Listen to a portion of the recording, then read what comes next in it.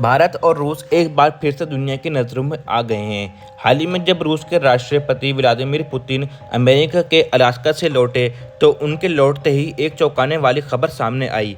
रूस ने भारत को अपने 114 Tu-160 बमवर्ष एयरक्राफ्ट ऑफर कर दिए हैं। ये वही समय था जब अमेरिका ने भारत को चेतावनी दी थी कि अगर वह रूस के साथ व्यापार जारी रखता है तो उस पर और भी कड़े टैक्स यानी कि टैरिफ लगाए जा सकते हैं। लेकिन भारत ने इस दबाव में आने के बजाय रूस के साथ अपने कई रिश्तों को और मजबूत करने का रास्ता चुन लिया है। असल में रूस सिर्फ Tu-160 ही नहीं बल्कि S-500 air defence system, hypersonic मिसाइलें और कई हाईटेक टेक हथियारों की भी भारत को देने की पेशकश कर रहा है। भारत ने इन सभी डील्स में रुचि दिखाई है। अब तो सवाल यह उठता है कि भारत को Tu-160 जैसे बमवर्षकों की ज़रूरत क्यों है। इसका जवाब बहुत साफ है। भारत को अपनी सामरिक ताकत को मजबूत करना है।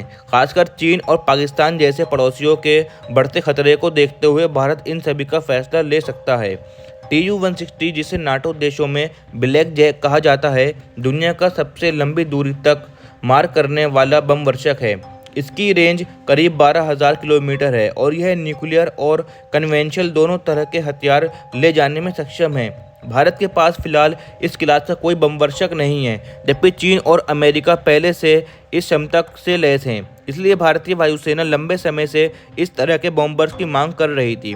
भारत ने हाल ही में फ्रांस से 114 राफेल जेट खरीदने का निर्णय लिया है, लेकिन Tu-160 की डील उससे भी ज़्यादा अहम मानी जा रही है। एक Tu-160 की कीमत राफेल के बराबर है, लेकिन इसकी मारक क्षमता कहीं ज़्यादा है। राफेल जहां एक मल्टी रोल फाइटर जेट है, वहीं Tu-160 एक स्ट्रेटेजिक लॉन्ग रेंज बॉम्बर है जो भारत को सेकंड स्ट्राइक की शक्ति देगा।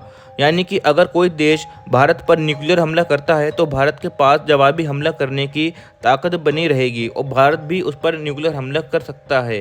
व्लादिमीर पुतिन की अमेरिका से वापसी के बाद भारत और रूस के रिश्तों में एक बार फिर गर्मजोशी आई है। भारत के विदेश मंत्री एस जयशंकर जल्द ही रूस के दौरे पर जा रहे हैं और अगले महीने खुद पुतिन भारत दौरे पर आएंगे।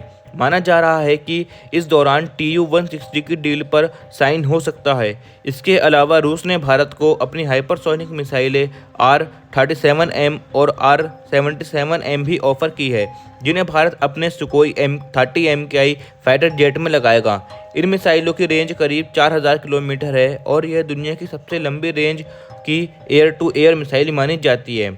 हाल में दोस्तों पाकिस्तान के साथ हुए तनाव के दौरान भारत ने सुकोई 30 MKI में ब्रह्मोस मिसाइलें लॉन्च की थी, लेकिन उस समय कुछ कमियां भी नज़र आई थीं। अब इन मिसाइलों के आने से भारत के ये फाइटर जेट और घातक हो जाएंगे। यह सिर्फ पाकिस्तान ही नहीं बल्कि चीन जैसे देश के लिए भी एक बड़ी चेतावनी है। अगर भारत और रूस के बीच Tu-160 की यह डील फाइनल हो जाती है तो यह अमेरिका के लिए भी एक बहुत बड़ा झटका होगा, क्योंकि अमेरिका भारत को अपने हथियार बेचने की पूरी कोशिश कर रहा था। लेकिन भारत ने यहां पर साफ कर दिया है कि वह अपनी ज़रूरत के हिसाब से फैसले लेगा, ना कि किसी के दबाव में आकर। तो Tu-160 के आने से भारत में एक रणनीतिक बढ़ोतरी मिलेगी। यह बमवर्षक सिर्फ दुश्मन को डराने के लिए नहीं बल्कि एक टाइट सिस्टम ज़मीन, समुद्र और हवा से न्यूक्लियर अटैक की क्षमता का हिस्सा बन सकता है। भारत अगर इन बॉम्बर्स को अपने बेड़े में शामिल करता है तो वह किसी भी दुश्मन पर तीनों दिशाओं से न्यूक्लियर जवाबी हमला कर सकता है। पाकिस्तान जैसे देश अगर कभी गलती से हमला भी कर दे तो वह दुनिया के नक्शे से मिट सकता है। अब भारत इन Tu-160 विमानों को रूस से किराए पर लेता रहा है, लेकिन अब जो खबरें सामने आ रही हैं उनमें कहा जा रहा है कि भारत इसे सीधे खरीदने की योजना बना रहा है, वो भी एक नहीं पूरे 114 विमान।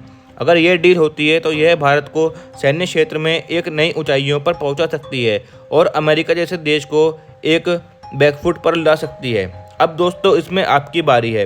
अगर आपको लगता है कि भारत को अपनी रक्षा के लिए ऐसे मजबूत कदम उठाने चाहिए तो इस वीडियो को लाइक करें, अपने दोस्तों के साथ शेयर करें और नीचे कमेंट में अपनी राय ज़रूर दें। और अगर आप ऐसे ही देशभक्ति की जुड़ी सच्ची खबरें और विश्लेषण सबसे पहले पाना चाहते हैं तो अभी हमारे चैनल यम न्यूज़ को सब्सक्राइब करना बिल्कुल मत भूलिए और बेल आइकन ज़रूर दबाइए। अब मिलते हैं अगली वीडियो में। जय हिंद, जय भारत।